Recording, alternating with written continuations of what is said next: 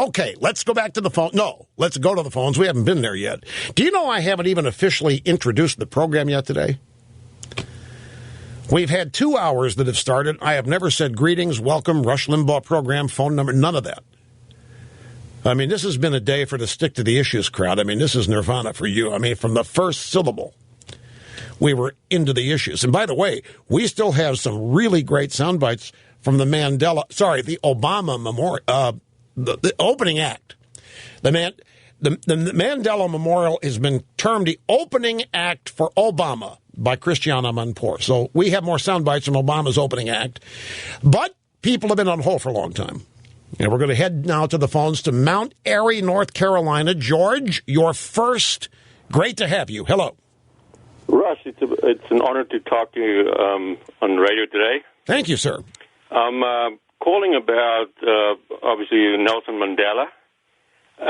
I've been doing a lot of history of South Africa. I travel with people from the United States to Robben Island on a yearly basis, and we do a lot of history of, Nelson Mandela and so forth.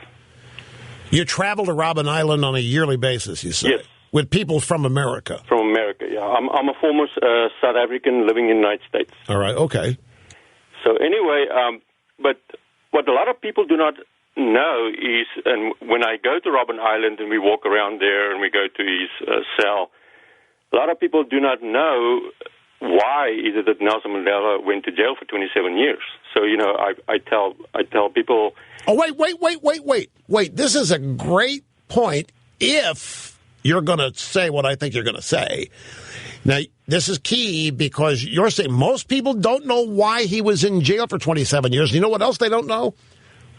What he could have done to get out during that whole period that he refused to do. So, that's why I called, and I was like, I've listened to your radio station for a lot of years, and I'm like, when I go to South Africa, the first thing I know, people are going to say, but why is it that he went to jail? Yeah, okay, so why was it? So most Americans believe that he went there for his political views. No, they think he went there because he was black and because of apartheid. Yes, and of apartheid. And, I grew up in apartheid era. I got a lot of black friends living in South Africa. And, people do not really know why he went there. And, and I tell everybody it's because he was incarcerated not for his political views, but for the involvement of 23 different acts, of sabotage. That he wanted to overthrow the government. Call it terrorism. He was in prison for acts of terrorism Correct. that he would not renounce. Yes.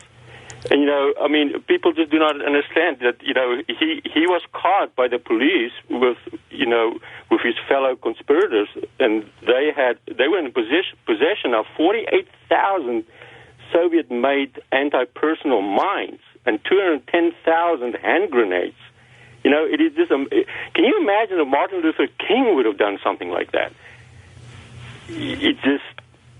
And people do not really understand. But why is it that he ended up there? So the thing is now, George, given everything happening right now, people may not want to know it now. Correct. I know you're telling the truth. Did Mandela's group? Were they ever tied to killings? Correct. They were. Winnie Mandela. Well, she did the necklacing, yeah. Yes. One of the punishments, the ANC well-known was to put a tie. They were unpunished. They just threw out the case, and Winnie went free. But then, it was such. Nelson Mandela was so embarrassed because of the case in South Africa then that he actually divorced her. Yeah.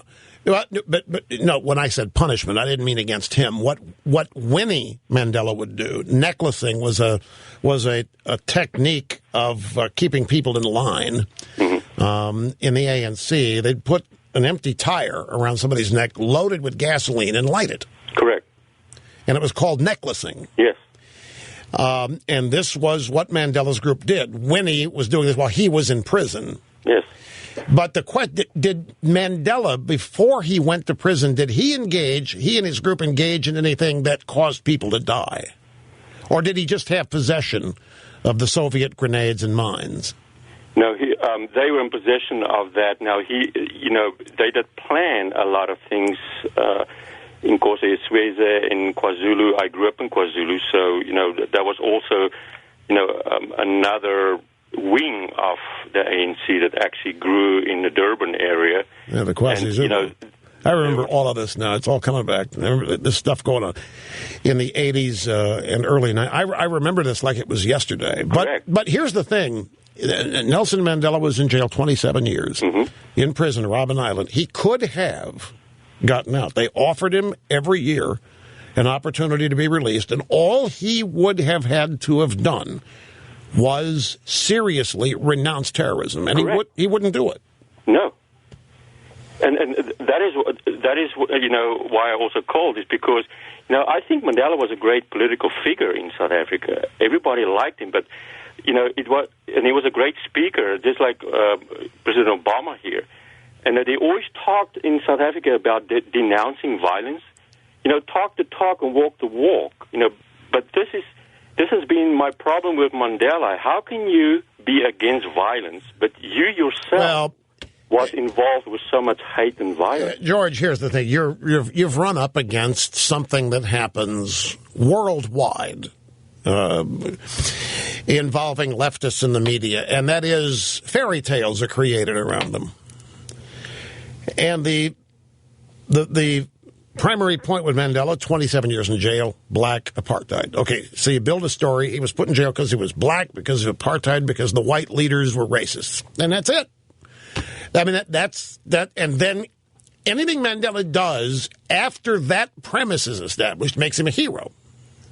Even if he renounces violence, or even if he sponsors violence, because it would be justified given those circumstances. But fairy tales are built around leftist heroes, like the Kennedys. I mean, you can't believe the fairy tales around leftist heroes in this country. You could write books about. It's just what the left does. Everything they do, they have to camouflage and mask who they really are and what they really believe. And that's why what's happening now is happening. Now, Mandela did have some great human traits. I mean, there's no question that when he got out of this, he was not bitter. He did say some really thoughtful, brilliant, pithy things when he got out. And he invited his jailers to his inauguration, for example. So he did. But the point is now he's been martyred, and even all of this truthful news may be stuff that people just don't want to hear. I'd rather think of Mandela as the way I'm hearing about him in the media than that just confuses me. That would make me think about things I don't want to think about. So that's the real question is, when you go to Robben Island on these tourist trips, is there a picture of Obama in the jail cell? No, there's absolutely nothing in there. Well, there will be. You would just watch your next trip. There'll be a picture of Obama actually being in the cell. That'll be the next thing. Back after this, folks. Don't go away. Thanks for that. That's helpful. If you people only knew the stuff thrown at me literally seconds before the microphone goes live. For example, hey, let's be straight here. The South African government of de Klerk and Botha, which is how the Reverend Jackson pronounces his name. But I have to tell this. I've been looking for this guy, and I would love to find the Nightline footage. There was, in the midst of all this, the apartheid movement coming under national or worldwide scrutiny, and the divestment movement. I mean, it was hot and heavy, folks, in the mid to late 80s. Nightline went over there. Ted Koppel did a town meeting, and after the town meeting, they interviewed somebody in the government of P.W. Botha. Peter Botha, who was the prime minister, the head honcho of South Africa, prior to F.W. de Klerk. And this spokesman, I have never forgotten this guy. I can see him. The way he spoke, Koppel would ask him a question. Well, what about the brutality? And this guy would say, literally, this is how he sounded. Mr. Botha is, of course, for total. And he's smiling at rotten teeth, And just the weirdest looking guy. And Mr. Botha, the guy's name was Peter Botha. Mr. Botha, that was just, it's one of those things, I'm student voices and the way people sound and speak. And I've never forgotten this. And I've been looking, Google searching, trying to find this guy and that footage just to relive it, just to play it for you.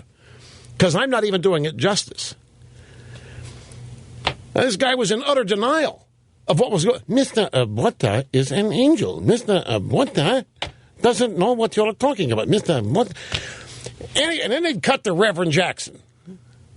Let me tell you, this Botha guy, the hell with this Botha guy, it was just intense.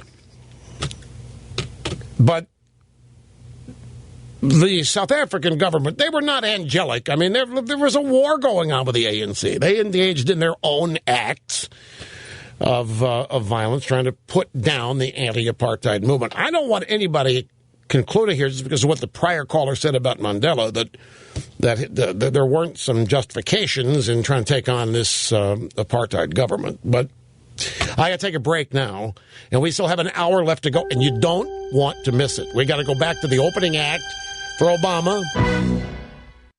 Look, folks, for what it's worth, Mandela was convicted of 196 acts of terrorism. He never engaged in things that caused people to lose their life, but he did terrorize, sabotage government institutions, installations, and if he would have just renounced terrorism, 27 years, he could have gotten out of prison.